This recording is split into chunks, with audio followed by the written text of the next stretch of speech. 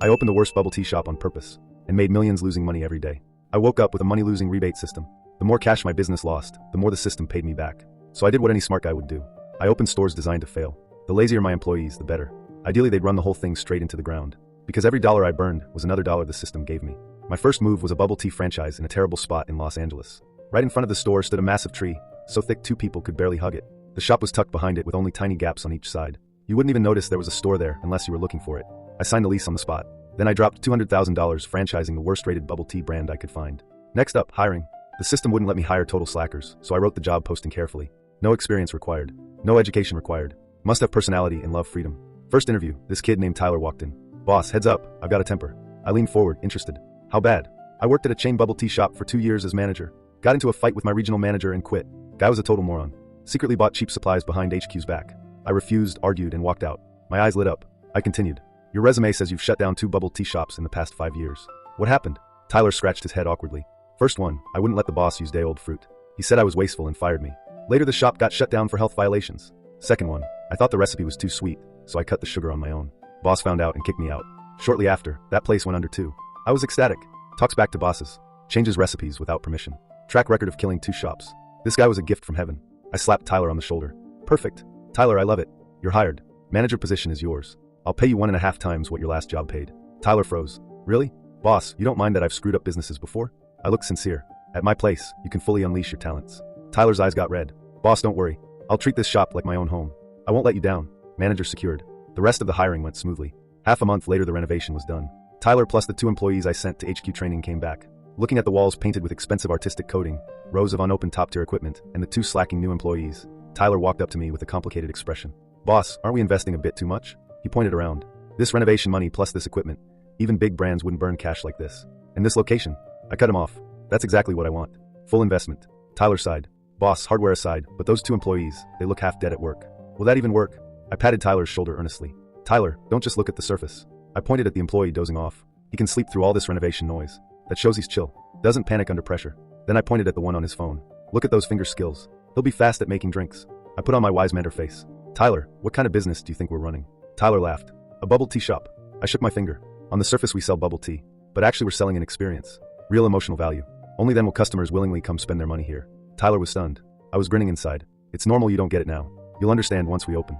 I made my voice serious, eyes sincere. That's why you need to lead them well. I believe in your ability. Tyler looked at my trusting eyes and felt the weight of 1,000 pounds on his shoulders. He nodded hard. Boss, since you trust me so much, I'll make sure the customer experience is perfect. 3 days later renovation was done. The no-name franchise HQ sent the ingredients. I opened a bag of premium mango flavoring. A chemical smell so strong it made me gag hit my nose. My hands shook. I almost dropped the bag. Tyler opened a few more bags, frowning. Boss, this stuff is garbage. The tea made from this tastes watery and thin with a bitter aftertaste. Nothing like what we used during HQ training. This is worse than the cheapest ingredients. Hearing Tyler complain, I was secretly thrilled. But losing money aside, I still had standards. I couldn't actually poison people. So I contacted HQ demanding better ingredients. These scam artists took my money, then flipped on me, saying all franchises use the same stuff. No exchanges, no refunds. Looking at the terrible ingredients everywhere, I turned to Tyler, fake sadness on my face. Since HQ won't help, we'll do it ourselves. To give customers the best experience, we must use the best ingredients. Fresh milk, cold chain, pasteurized only. No tea powder. Buy the best, most expensive tea concentrate on the market. Fruit must be seasonal, fresh, imported. Tyler's eyes went wide. Boss, HQ's suggested price is $15 to $20 per cup. Our costs are so high we'll lose our shirts at that price. Cost isn't the issue, I cut him off. Since we're using premium ingredients, our prices should reflect that. Fruit teas start at $30. Milk teas at $35. We're gonna be the luxury brand of bubble tea. I nodded to myself, satisfied. With prices this high, who'd even buy?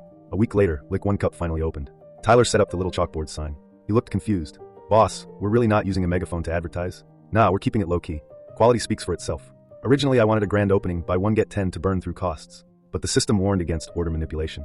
So I had Tyler write buy one get 2 free on the chalkboard as our opening promotion. As the sun rose higher, foot traffic on the commercial street picked up. Passers-by quickly noticed the new shop. People pointed at the sign Lick One Cup. What brand is that? Never heard of it. Check out that price list. Oh my god, their signature cheese grape is $32. Highway robbery. The tea shop across the street is only $18. For real? This owner's delusional. Another sharp-eyed person spotted the chalkboard at the entrance. Look, it says buy one get 2 free. Obviously a scam. You pay for what you get. They jack up the prices first, then pretend to give you coupons. Bet there'll be a million restrictions, or they'll charge you extra. People gossiped, but not a single person went inside. By late afternoon a girl with glasses stood hesitating for a full 5 minutes. Kept looking at buy one get 2, then at the sign promising premium fresh milk and fruit. Finally, the temptation of fresh fruit, and the deal won her over. Boss, 1 28-ounce lemon green tea. Tyler's hands were literally shaking from excitement. Our first customer. He rushed to take her order. When she got the buy one get two coupon, the college girl's expression softened a bit. Sadly, after this one girl bought one cup, no one else came in. On the second floor I sat in my boss chair by the window, watching the dead scene downstairs, absolutely ecstatic inside. Time to buy a car and house. The next few days were just as dead. This was killing Tyler. As a former gold standard bubble tea master with professional pride, watching the warehouse stacked with expensive fresh milk and fruit every day broke his heart. Worse, this wasteful boss insisted on daily fresh deliveries. Leftovers got tossed. Tyler looked at those beautiful mangoes and plump grapes and felt like not turning them into great products was a crime against nature. So Tyler went off script. During downtime he'd grab those premium ingredients and obsessively test recipes, adjusting ratios, pouring one out, making another. He swore he'd create a drink worthy of that $30 price tag and those premium ingredients. He figured even if it didn't sell, at least he'd honor these quality ingredients and honor the boss's promise to do it right or don't do it at all. Watching Tyler waste ingredients daily, I was thrilled. I strolled into the back kitchen, looking at the different drinks on the counter. Tyler was seriously tasting and comparing each one. I nodded, voice full of encouragement. Good. Keep it up. I believe in you. Haha. The more ingredients he wastes, the higher my costs, the more I lose. Little does he know. Thanks for listening on Hidden Thread Teller. What's your take on this one?